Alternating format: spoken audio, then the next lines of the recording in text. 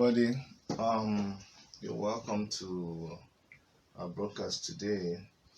I'm just gonna play some music for you while we wait for people to gather.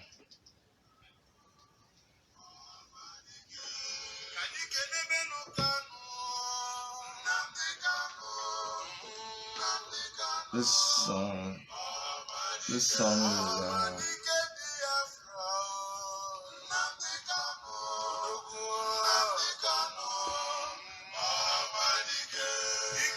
a song by a classmate of mine, Abalanze. Not classmates. We went to the same school. The guy who came up with this music, and I find it very interesting. So as we wait for people to gather around, we're just gonna listen to this music. All right. So go ahead and invite as many people as possible.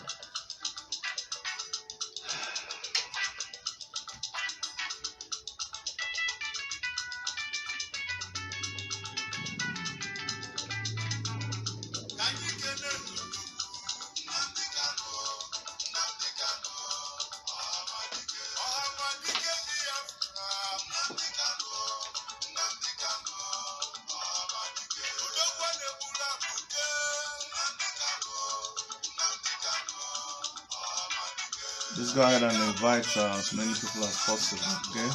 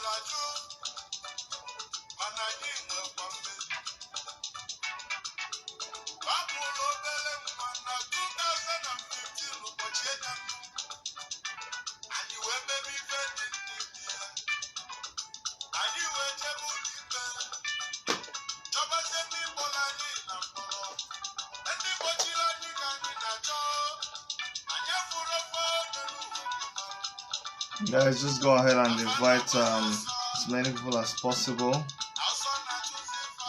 And we're gonna give a little time before we begin to say one or two things and tell you about the video that we're going to be showing you approximately 50 or so minutes from now.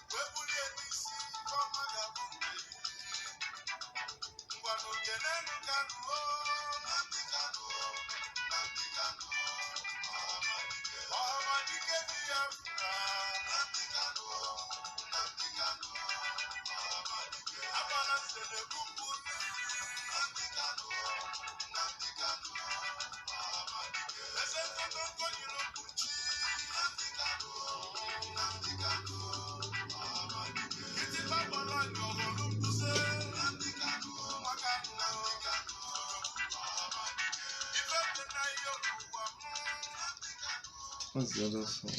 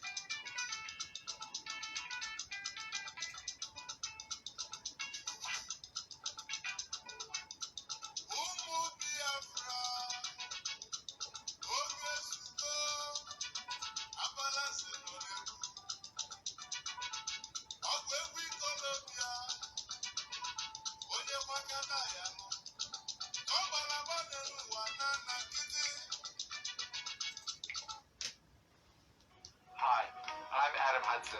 I have a question for you. Imagine what it would be like if you woke up tomorrow.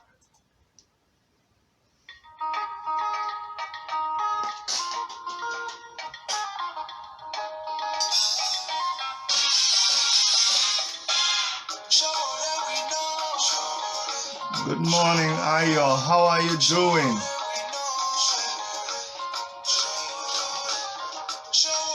Nelson, Enina, good to see you too.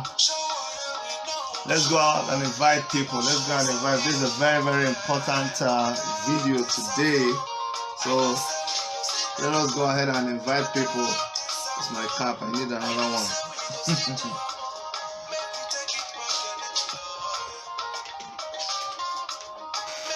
All right.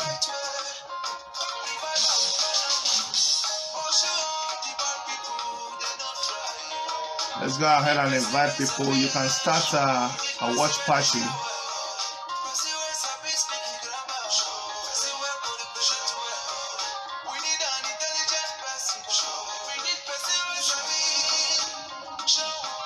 Good.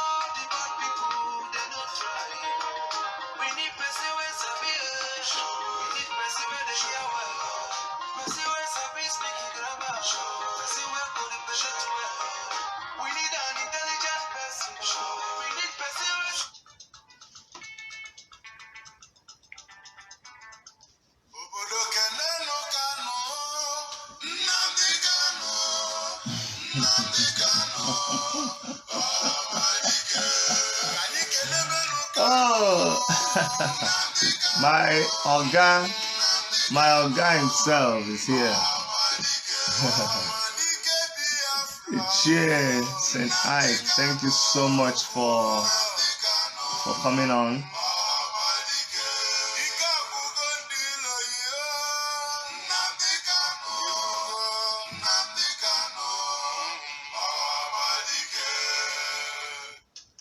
All right, ladies and gentlemen, reaching you from Toronto, Canada. My name is Dr. Chidi, and this is Worship Media.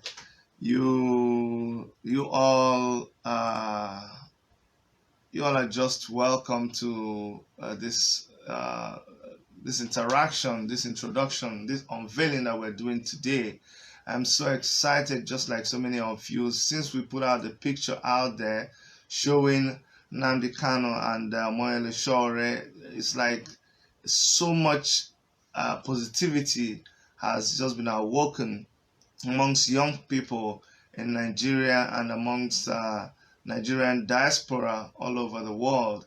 And this is because for a long time we see energies, two energies, two camps coming together, forgetting about their differences and trying to work together for a common goal. This is because we all know that we have one common enemy. We all know that injustice in Nigeria does not have a tribal phase, does not have a religious phase, does not have a gender phase. Injustice is injustice in Nigeria. We all know that what is going on in Nigeria right now is totally unacceptable. We know that what is going on in Nigeria is beyond anything that we all bargained for. They talked about next level, but what we know now is that it is the next level of suffering. In the past weeks, in the past days, I have been encouraged, just like so many people, by the level of awareness that we find in the Nigerian public.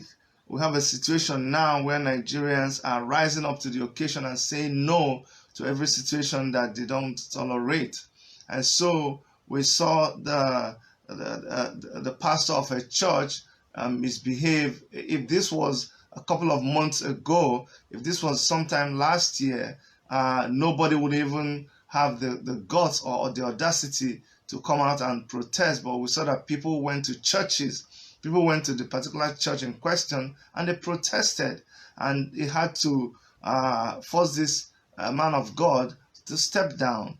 And we also saw the situation of a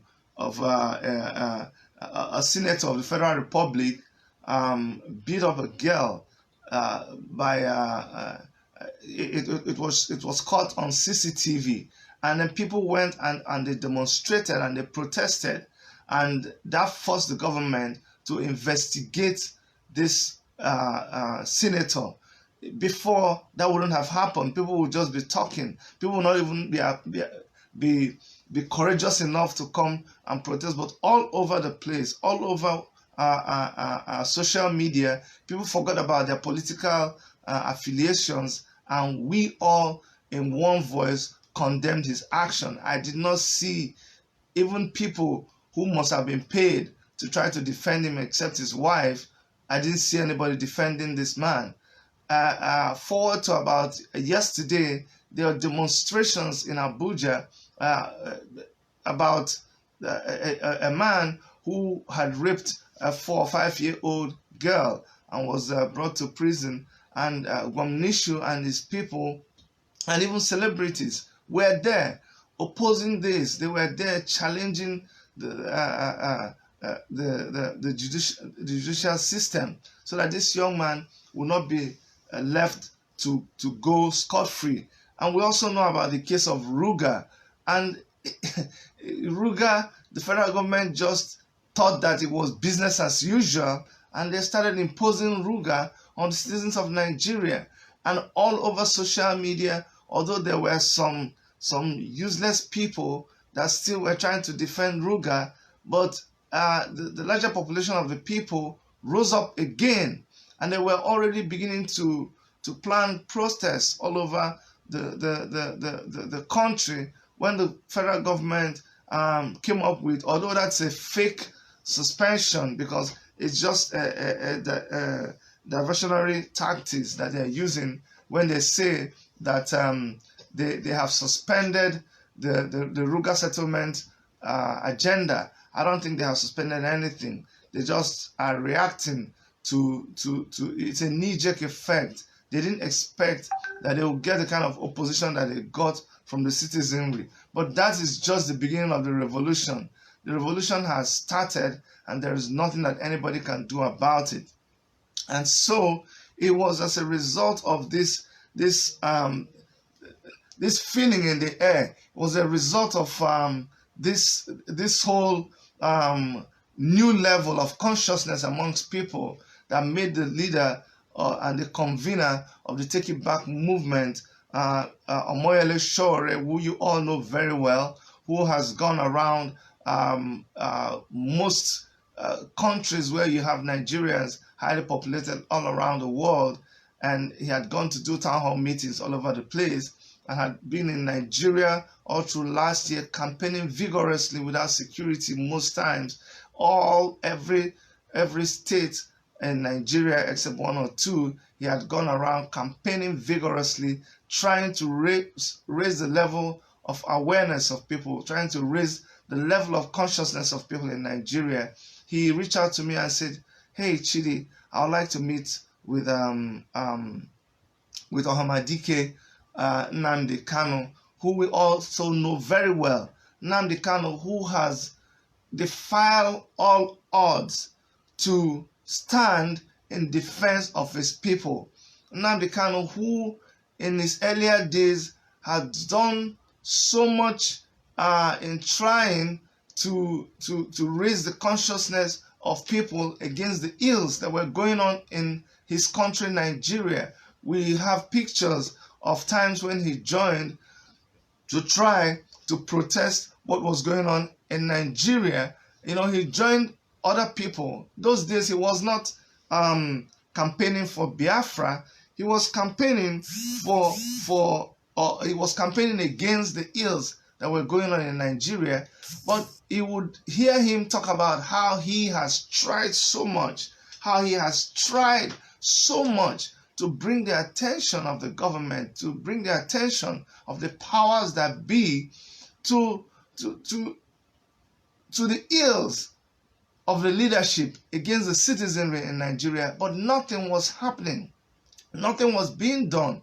And so when he was pushed to the wall, he had to, according to him, adopt the principle of charity begins at home. So he said, okay, if these people as a country are not willing to listen to what I'm saying, if they continue to marginalize my people, if they continue to mete out injustice against my people, then I will resort to nothing else but to campaign and defend my own people. And so he just declared for the freedom of the people of Biafra, and he joined other freedom fighters of the southern southeastern extraction, of the Igbo extraction, and other people of the southeast actually. And then he used IPOB as a platform to continue to resist injustice against Biafrans from the Nigerian government. For this, he has had to pay a very terrible price. He had to face all kinds of punishment, all kinds of harassment. He had to face imprisonment. And then when he was released, he was warned not to go around. He was warned not to stop talking about injustice against his people. He was told to be under house arrest. But the love for his people made him defile all those kind of rules from the government, and he still went ahead to walk the streets of Nigeria. He still went ahead broadcasting on Radio Biafra against the injustice that was being meted out to people of the Biafran extraction. And for that, the federal government of Nigeria, which they do not deny, had to go after him and bomb his house, use armored tanks to fight only one individual, one civilian who did not have any ammunition, and they came to kill him under the disguise of Python dance. And he was rescued, and he made it safely outside the country with his father and his mother, and but in that incident, more than 25 people lost their lives just to they laid down their lives to protect this young man. And so this young man, Omoyele Sowore, wanted to reach out to him, and God gave me favor when I reached out to his team through the IPOP leadership in Canada, and they were able to reach out to Nnamdi Kanu's team. And then I waited a couple of days, almost more than a week, and then later word came back to me that the meeting could hold. And so we fine-tuned modalities and logistics for the meeting to hold. And as you all see in the pictures that were published, the meeting actually finally held in New York City. And after the meeting, which was a one-on-one meeting between Nnamdi Kanu and Omoyele Sowore, they granted interview to my platform, which is the Worship Media, and it is that interview that we're going to be showing you exactly 38 minutes from now. The interview has been scheduled to run 37 or so minutes from right now. So you all stay tuned. We're going to be posting right on this broadcast. We're going to be posting the link to the video. In fact, I'll ask Dr. Erica to go ahead and post the link to that video. If you click on it right now, it will show you that it is scheduled to start at 2 a.m. Eastern time, which is 7 a.m. Nigerian time. All right, so you'll be able to see two of them, Nnamdi Kanu and Omoyele Sowore, sitting down, face to face, and sharing with us the reason why they felt that that meeting was very important. All right, so the fact of the matter is that no matter their tribal differences, no matter the differences they have in their political ideology, one thing, they have a common denominator between these two young men. The common denominator is that these are two young men who have fought against injustice in our country, and who, in fighting against injustice in our country, have had to suffer, they have had to pay dearly for doing this. Now, Omoyele Sowore, when he was growing up in his early school years, have had to go to prison every other time. Okay, he became a very regular customer to Kirikiri prisons because of his activist tendencies, because of the things that he did as the president of the Students' Union of University of Lagos. During the Nadeko days, he participated vigorously. Omoyele Sowore is a version of what the students did at Tiananmen Square in China, where they stood in front of armored tanks to resist the military in China.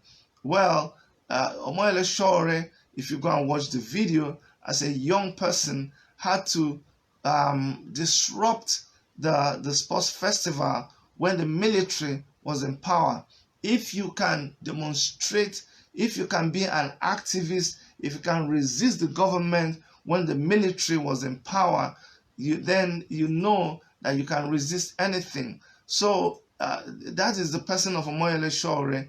This is somebody who has denied himself everything to come down to Nigeria and participate in the election, and who has introduced a lot of... One other thing I see about these people is that they have been chosen. I believe from the bottom of my heart, if you like, tell me that I'm sounding spiritual, but I believe that these two men have been called of God.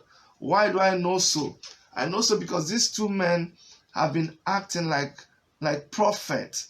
they talk about things that when they talk about it, it doesn't make sense. It doesn't make sense. You would think that they are crazy in the head. But weeks later, months later, you begin to see exactly what this man talked about happening. When Nnamdi Kanu was saying that the Fulani people are going to run over this country, they're going to permeate into your society, they're going to arm them with guns, they're going to establish their colonies within your villages, people thought that he was being very tribalistic. People thought that he was being very divisive. But look at what is happening today.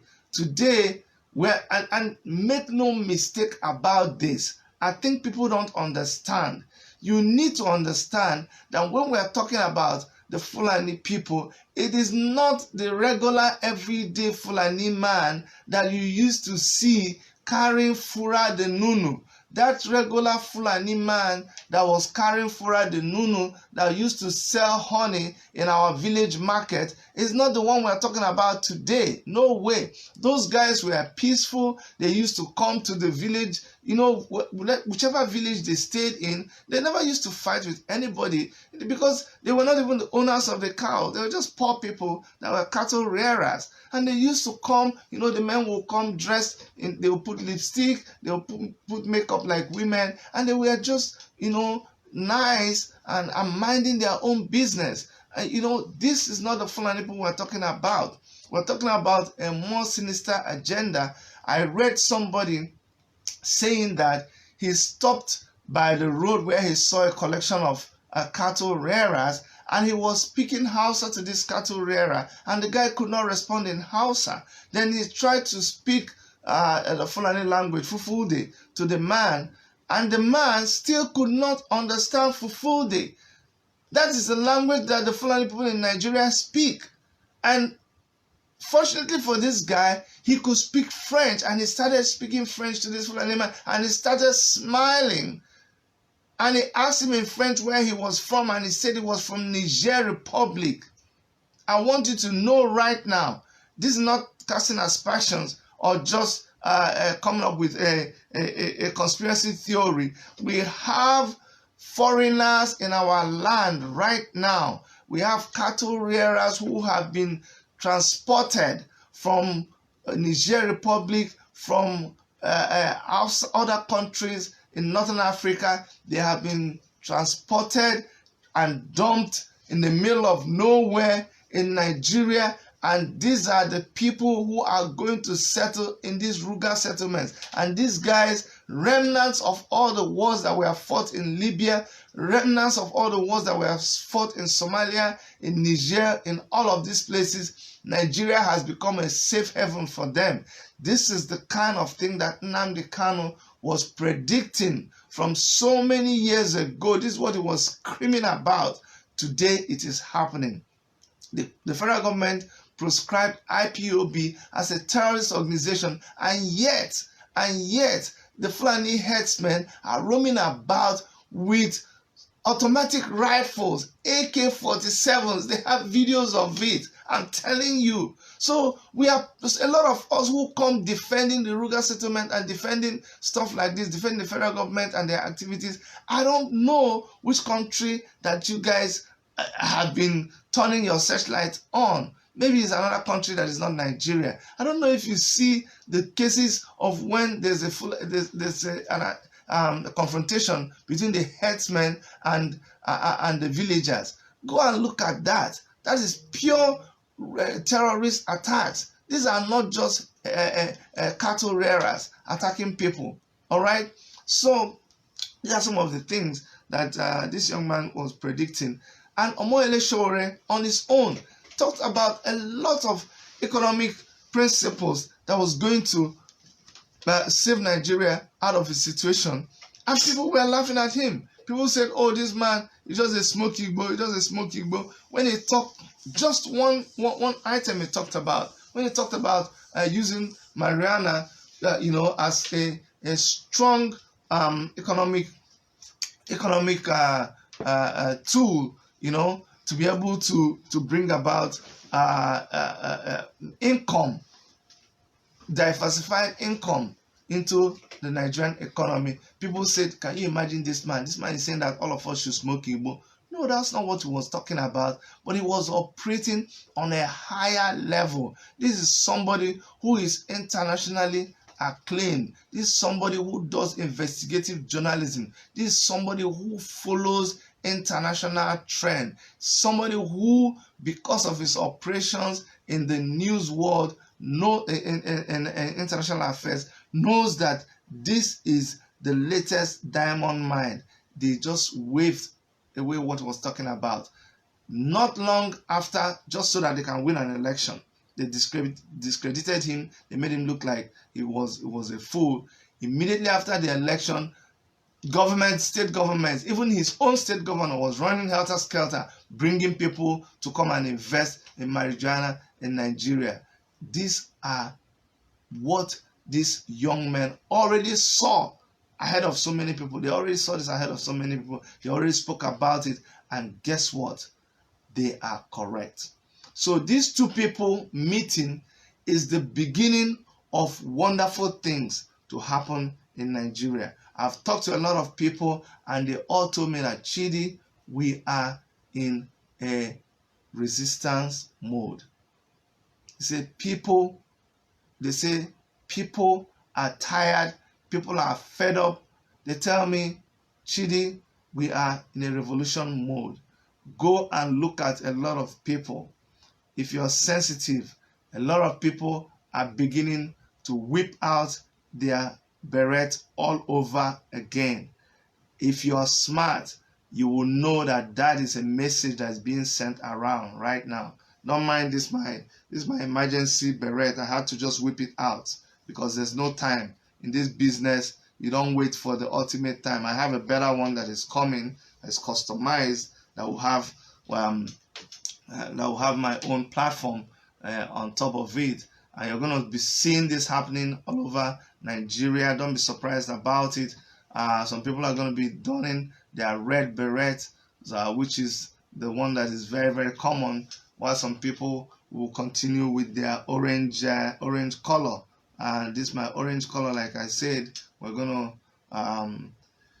make a better one. But it's not about the beret. This is about the message that we're sending out there. We're sending a message where we're telling the government of Nigeria that enough is enough. Okay, enough is totally enough. We will resist now everything that is completely unacceptable to us. And when you say everything that is completely unacceptable to us, 99% of the things that are going on in Nigeria right now are totally unacceptable to the populace. People are dying in their hundreds. There's hunger in the land. There is no plan for the future. The judiciary, the executive, the which one, all of them are sitting under the government. Everything is under the control of the government, and enough is enough. So you're going to be seeing hashtags saying revolution now. You're going to be seeing hashtags saying enough is enough. I need you to be part of it. I need you to participate. There is no one organization that is starting anything for now, I'm telling you. So stop looking for people that you're going to put in jail, people that you're going to arrest. No. The revolution, as they say, will not be televised. The revolution will not be on the radio. But thank God that today we don't need the television, we don't need the radio. We can broadcast ourselves, just like what I'm doing right now. So the revolution has already started. Your own part in this revolution is to make sure that you create awareness as much as possible. Make sure that you help to talk. Whenever you see something, say something. It does not matter whether it is in a church, whether it is in a mosque, whether it is in the market, whether it is your Igwe, whether it is your Oba, whether it is anybody at all that does not fall in line. We need to bring them to order. We need to call them out. So that is what this revolution is all about. We will resist until we dismantle everything that is against the citizens of Nigeria, everything that is against the equal justice for all in our country, Nigeria. We are not going to allow it. We're not going to allow it at all. We are the people, and the power belongs to the people. So we are not about negotiating with anybody. Like you would see, I won't reveal all the things that they said in their meeting, but you see this urgency in everybody. We don't have time anymore because the people that have constituted themselves as our enemies, they are moving very, very fast. These guys are not joking. These guys are not joking.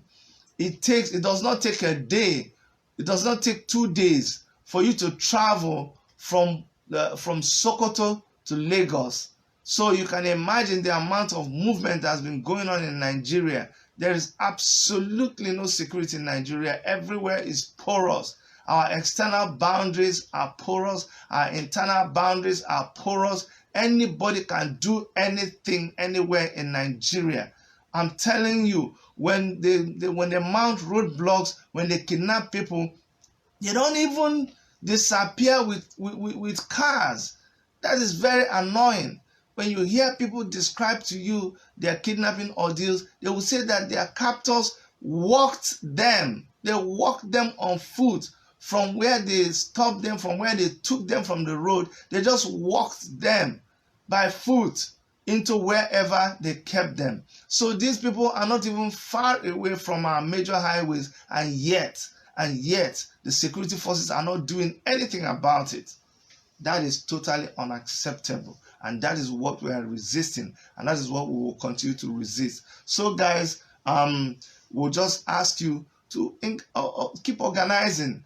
You see, now we're beginning to, during the election, I participated in that election. Every time you call people out to protest, you must give them money. You must give them 1,000, 2,000, because they have to come to you, they have to go home, they have to eat. So you have to spend this money for their Okada, spend another 300 for going back, buy 2,000 naira food for them, buy, make the t-shirt that they will wear, make the cap that they will wear. So at the end of the day, it costs you about 2,000 to 5,000 for one person to come out and protest with you. But now the fascinating thing I'm seeing in Nigeria is that people are getting up from their homes and they are going out to stand for this protest, and nobody is paying them. We don't need any t-shirts anymore. We don't need any uniform anymore. We just show up.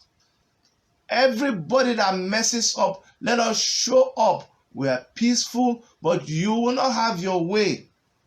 No way, any which way how you want it. We will resist you. We are tired. We are tired of being tired.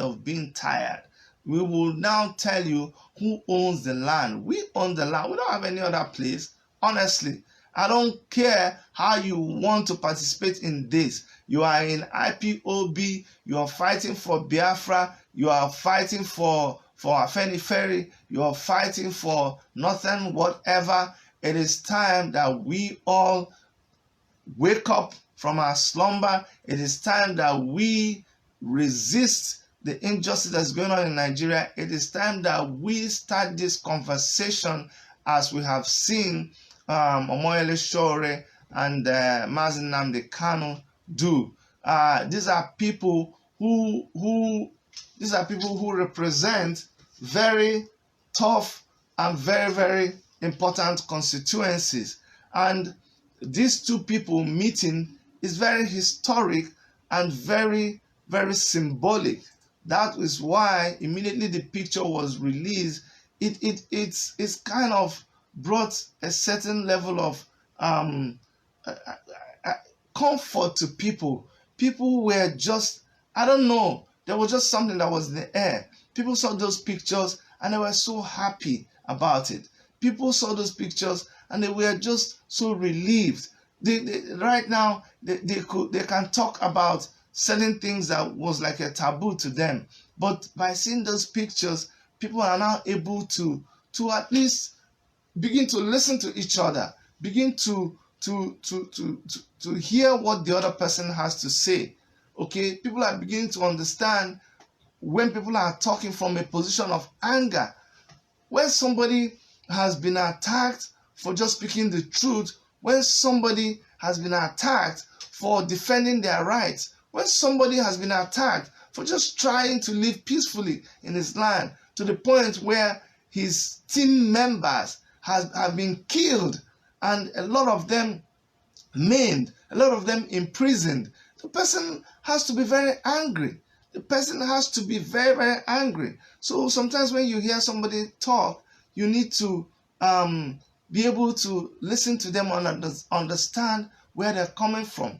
That is what this meeting has done. So now people are able to reach out and play videos and try to make sense out of what these men have been talking about in their own different areas. So, ladies and gentlemen, we're going to end this broadcast now. We just wanted to introduce you to this video that we recorded, that Omoyele Sowore and Nnamdi Kanu granted our platform Worship Media immediately after their meeting.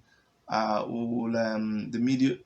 video is scheduled to play in a couple of minutes from now, in about 18 minutes, and we'll just ask you, as a first sign of being part of this revolution now, to just go ahead and please spread this video around. We must begin to resist now. That is the only somebody, if it wasn't Nnamdi Kanu, that said, you know what, it's already too late. It is already too late. And when he said that, I understood with him what he meant. He said it is too late. The things that he was afraid of, it's already happening. Our whole nation has been overrun. Can you imagine that what we discuss every day is headsmen. And when they talk about the Ruga settlement, and you want to say anything against the Ruga settlement, they will tell you, well, if you don't agree for the Ruga settlement, then they will continue to kill your people. So it looks to me like it's blackmail. I don't know.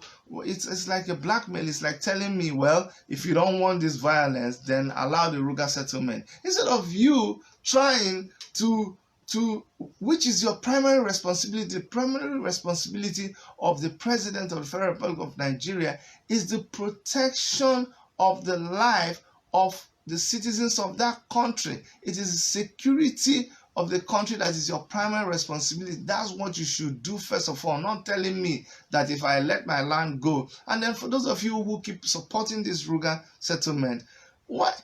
Yeah, you say that people in other places, other parts of Nigeria are all over northern Nigeria, and so Fulani people should be allowed to practice their thing. But this Ruga settlement is not about cattle rearing. It's not about ranching. They know it. You are not building a ranch. If you are building a ranch, after all, the first ranch that was built was Obudu Cattle Ranch. We've always had cattle ranch in the south. That wasn't a problem. Go to that cattle ranch. A lot of people that are in the cattle ranch are even Fulani people. There's no problem. People go there. If the government was sincere, we can build ranches all over the place. That's what we've always told you to do. But what you're building is a settlement. It's a settlement that will go beyond ranching. So that's why people are suspicious. That's why, not now, not with everything that has happened in Nigeria. I'm telling you, that thing is not, in fact, it's an accident waiting to happen. That whole idea of the Ruga settlement. And that's why people will continue to resist that Ruga settlement. Or if you're making a case for Ruga settlement, then let us now go to every state and let the government establish settlements for everybody. If you're going to establish settlements for Fulani people in Anambra State, then let us establish a settlement for not the one that people, because what has happened is when Igbo people, when TV people, when Yoruba people go to the north, they have to buy their own land, they have to build their own houses. These are individuals that anybody can exist in any part of the country. Anybody is free to exist freely. But if you are now going to, as a government, begin to establish a colony for people practicing a particular trade, then why don't you think about doing it for everybody else? There won't be any problem. If you're going to have a rural settlement, fine. But then have not just the mechanic village where people just go there to sell mechanic spare parts. Let there be a Igbo colony for Igbo people. Let there be a Yoruba colony, that you just have that whole mighty acres of land, and we say this is just for people who are cocoa people or groundnut people or people who are doing a particular kind of business. You understand what I'm saying? By the time you do that for the 350 something tribes of Nigeria in every state, of course that is the development we are talking about. Of course, yes. If you, as you're establishing the rural settlement, also establish a settlement for other tribes doing their other things. Yes, now people are fish farmers, don't you know? You think you can only do fish farming inside a river? Or no. On dry land, you can also excavate one big pond and then pour water inside it, and then that will become settlement for Ijaw people. So why don't you do Ijaw settlement in Sokoto? Yes, now you can do that. Build a big pond and let Ijaw people do their own in Sokoto. If you even did that, Nigeria will be self-sustaining in agriculture. But because your intentions are not genuine, because you have ulterior motives, you will not do that. Who is deceiving who? You understand what I'm saying? It's simple now. We'll not be mumu. We get sense. All right. So these are some of the discussions that are going on. These are some of the things that these great men, Omoyele Sowore and Nnamdi Kanu, have been looking into, and the discussions that they had between themselves, they know what they discussed, and the ones that they let us into, and you will see that in the video. But either way you look at it, it is a welcome development.